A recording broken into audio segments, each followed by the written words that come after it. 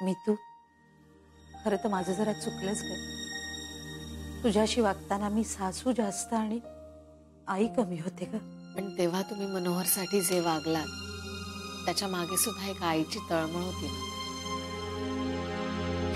आई एक शब्दही बोलणार नाही कोणी. आणि तू या गोष्टीचं समर्थन करणार आहेस माझ्या पुढे?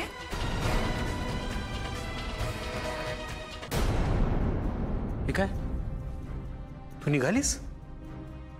माझ्याशी कोणी बोललं नाही तरी चालेल. आई माझं ऐकून तरी घे. ताई, मनोहर, मी तुझ्यासाठी इथं आलीस ना, बघ तिच्यासाठी तरी थांब. माऊली, काही विचार काय आहे तुमचा? अजून किती काळ तुमच्या घड्याळचे काटे असे व्याघानं फिरणार आहेत? जरा सबुरीने घ्या ना माऊली. आमची डोकी छोटी आणि त्याच्यातलं मेंदू बी छोटे. तुमच्या मनात काय चाललंय याचा अंदाज आमच्या गरिबांच्या डोक्यात कुठून येणार हो? इतकी वर्ष सतत एक अस्वस्थता कोंडून ठेवल्यागत वाटतंय बघा दिवसभर. लई प्रश्न पडलेत बघा तुमच्या लेकराला. कधी वाटतं की पश्चिमेकडचं वारं वाहते, कधी वाटतं दक्षिणेकडचं वारं वाहते. कुठेतरी स्थिर होशील का नाही? माऊली, थकून जाईल रे लेकरू. पुरे झालं की आता. अजून किती काळ परीक्षा द्यायची त्यांनी?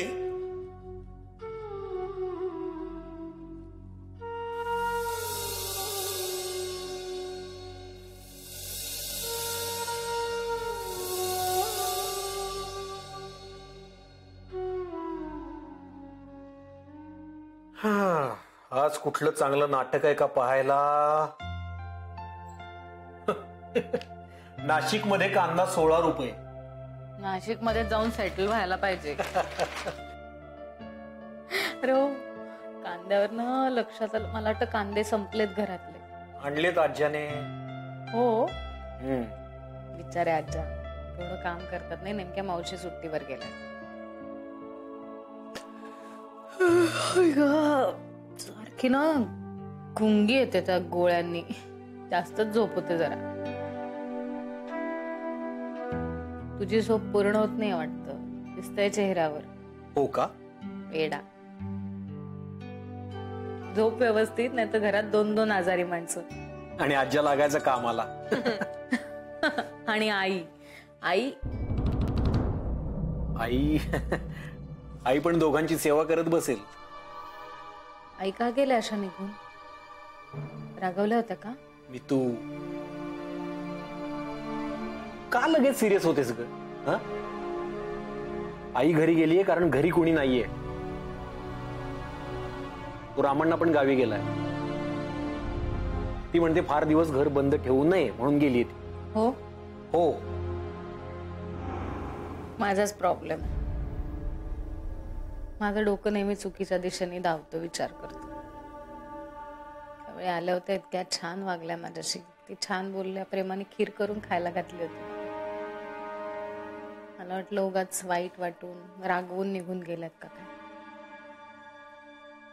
माझंच चुकतं. खरंच असं नाही येणार आहे. खरं तर असंच आहे. रागवून गेल्या. अगदी साधी गोष्ट. नको सांगूस, खरंच नको सांगूस. तू तर बघ ना, शांतपणे जगायचं ठरवलं, काही छोटी आनंदाची गोष्ट घडती असं वाटलं तर लगेच काहीतरी टेन्शन आहेच. देवाला आवडतच नाही वाटतं माझ्या बाबतीत काही चांगलं घडलेलं. चांगलं काय वाईट काय कशालाच कन्सिस्टन्सी नाही. 2 चांगल्या गोष्टी घडल्यावर 3 वाईट गोष्टी घडतात आणि 3 वाईट गोष्टी घडल्यावर अर्धी चांगली गोष्ट घडते. चांगलं तर चांगलं घडायला पाहिजे, वाईट तर वाईट घडायला पाहिजे. मोठी असायला पाहिजे की नाही फेज.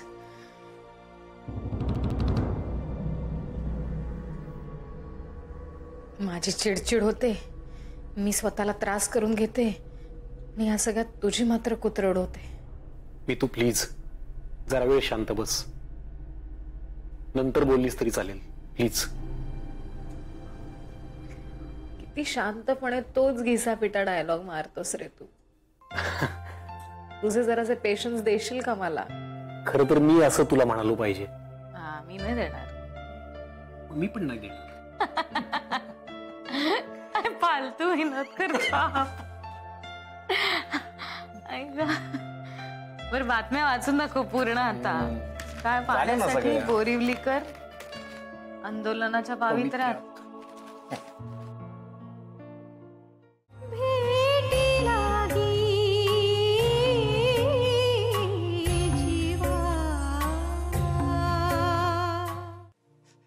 माऊली, हे फार आधीच पडलंय आम्हाला. येळेचा सदुपयोग कसा करावा ना हे तुझ्याकडून शिकावं. पण खरं सांगू का, हे लई अवघड आहे, लई अवघड आहे. अरे तुझ्या लीला समजावून घ्यायचा म्हणजे यारा गबाळीची कामं नाही. आता येड्यात आहे ना तुझं नातं एवढं घट्ट आहे माहिती आहे मला. पण मला काही म्हणताय का? नाही नाही, मी येड्याबद्दल बोलत होतो. हो, त्यांचाच डॉक्टर आहे मी. पण काही म्हणा, ही येड्याचं नाव घ्यायला तू यायला ये गाठ पडली. ही साधी गोष्ट नाही हा बाबा. बरं काय, त्याला दैवी संकेत लागतो, दैवी संकेत. दैवी संकेत हा, माझ्या येण्यात. हा. तुझ्या येण्यातच नाही, विश्वातल्या प्रत्येक घडामोडीत दैवी संकेत लागतोच. तुमच्या भाषेत काय म्हणतात बरं त्याला, ते टायमिंग. टायमिंग जुळण्यासाठी त्याची मर्जी लागते. त्याची मर्जी तर नेहमीच असते म्हणा, आपल्यालाच कळत नाही. नाही, माझ्या लक्षात नाही आलं. काय म्हणताय तुम्ही? अरे बाबा, अडाणी माणूस मी. तुमच्यासारखे शब्दाचे खेळ नाही जमत आम्हाला. शेतात रानावनात आयुष्य काढले मी, त्यामुळे खरेपणा आणि सुख या दोन्ही गोष्टी मी जवळून अनुभवल्यात बघा. आणि म्हणूनच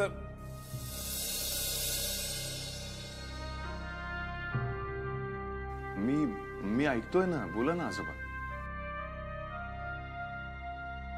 जखम मांडीला आणि मलम शेंडीला असा प्रकार चाललाय या घरात.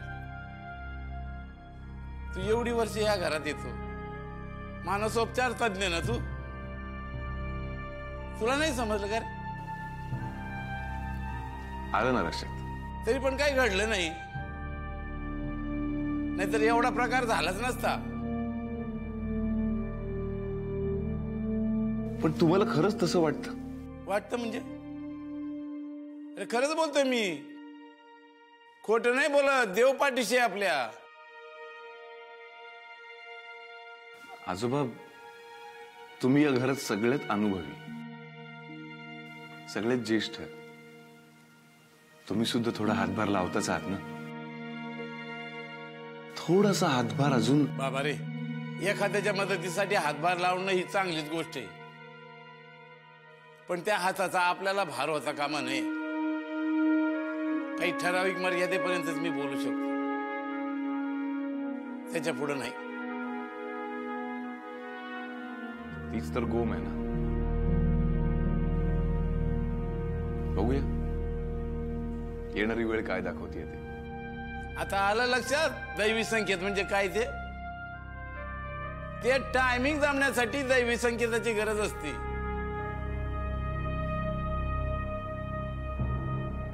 दैवी संकेत.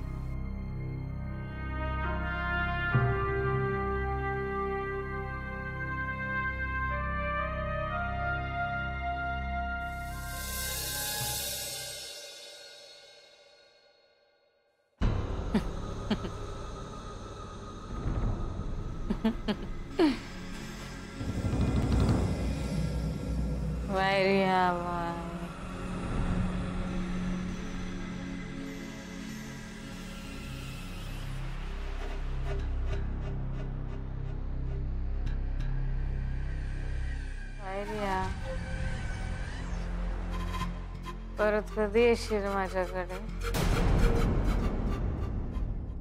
पहिलं सांग, मला जायचंय. आता माझ्याकडे बाळ येणार आहे, तू ये. हा, बाळाचं नाव काय ठेवशील? सचिन. कधी येणार रे आपलं बाळ?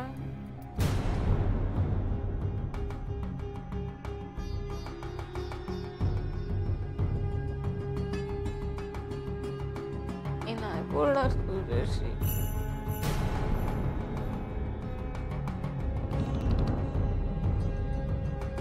तू नाही आणत माझे. नाही आणत माझे.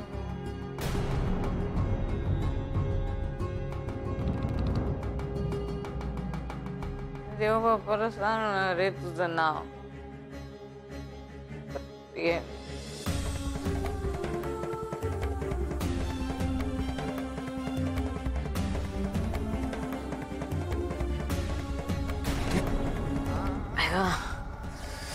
खायला हात दुखतोय यार. गोळे दे मला. तो हे जे स्प्रे दिला डॉक्टरांनी, तो दुखायला लागला हात. जाऊ दे, चल, नको, मला बरं वाटेल असं ठेवते हात वरती. उकडतंय ना जा. एसी चालू कर ना. एसी चालू आहे का? हे कर ना, टेम्परेचर कमी कर मला. तू झोप आता.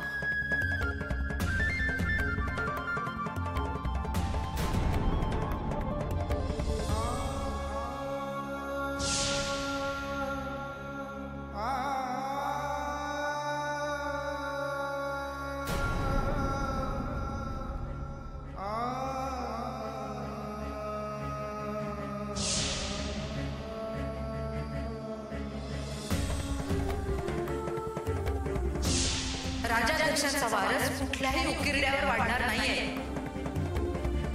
आई, पण तुम्ही एकदम विकतही नाही आणि फुकटही नाही.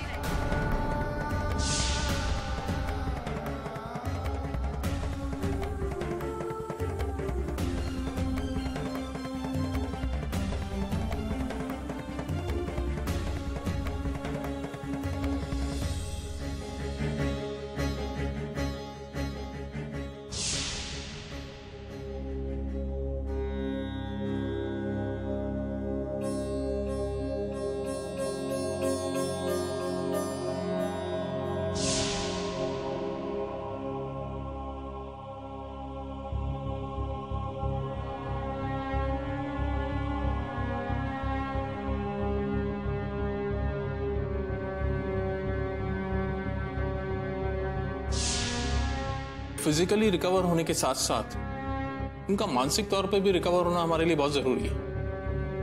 देखिए, आप लोगों की बात सुनने के बाद मुझे एक चीज समझ में आ रही है कि उनके अंदर मां बनने की इच्छा बहुत दिनों से है और वो पूरी नहीं हो रही है.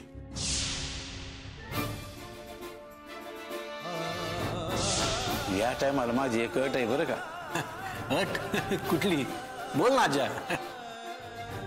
मी जेव्हा परत येईल ना, तेव्हा मला नाचवाचं नाहीतर नातीचं तोंड बघायला मिळालं पाहिजे.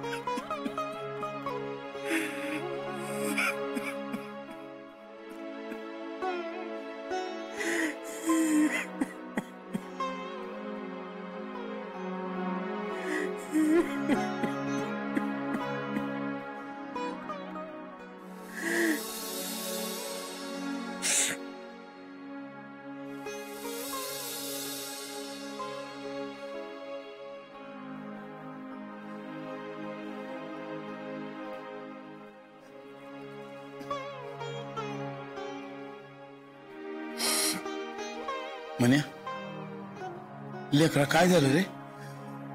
एक असेल तर सांगू. पण काय झालं? काय अडचण आहे का? मला सांग ना. आहे राज्या, तू तरी किती करणार? आराम करायचं वय आहे रे तुझं, तूच राबतोय आल्यापासून. अरे पण काही सांगितलं नाही, तसाच रडत बसलास तर मला कसं कळायचं? अरे काय झाले का तुला? दमलो रे मी आता, दमलो मी. तुला सांगतो आज्या, कधी कधी असं वाटतं ना की माझं मन निबर झालं तर बरं होईल. सगळे प्रॉब्लेम्स सुटतील सगळे. ना कशाचा आनंद ना कशाचं दुःख. सपोज का जसं आजच तुझं आयुष्य संपलंय. संपल्यातच जमाय आज्या. हं? काय राहिलंय सांग ना. मी तुला एका संकटातून बाहेर काढतोय तो वरती दुसऱ्या संकटात अडकती. तिकडे आई एकटी पडलीये, तिला आधार नाही देऊ शकत मी. किती प्रयत्न करतोय पण अडचणी वाढवत चालल्यात आणि परिस्थिती व्यवस्थित होण्याची काहीही चिन्ह दिसत नाहीत. फुकट आहे रे सगळं, फुकट आहे सगळं. फुकट सगळं फुकट. नाहीतर काय. माझ्या माणसांच्या तोंडावर कधी ओठभर हसू नाही आणू शकलो मी. आलंच कधी तर ते टिकवू नाही शकलो. काय काय केलं सांग ना मी आयुष्यात, काय केलं मी?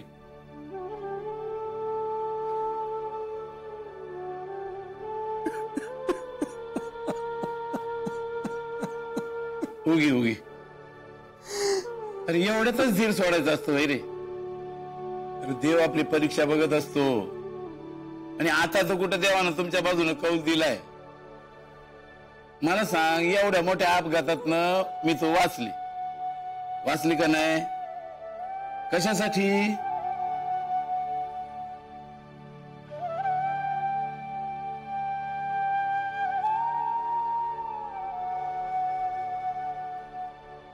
सांग ना कशासाठी? अरे तुमच्या आयुष्यात आनंदाचे क्षण येणार आहेत ना, त्याची मजा लुटण्यासाठी, हो का नाही? आणि एवढ्यातच हार मानतोय रे. धीर सोडायचा नाही, समजलं ना? आणि आता विचार बी करायचा नाही, आराम करायचा. हा, आराम कर, काय बी विचार करू.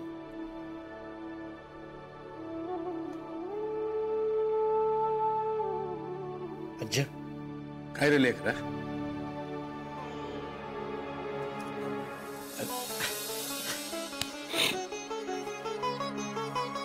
म्हण्या, लहानपणी मी तुला शिकवलं होतं ते विसरलास का रे? धीर धरी धीरा पोटी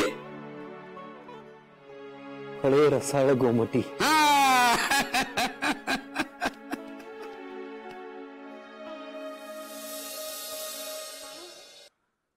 तुला काय म्हणायचंय ते लक्षात येतंय माझ्या विदू, पण मुळात हा पणच काढून टाकायला हवा.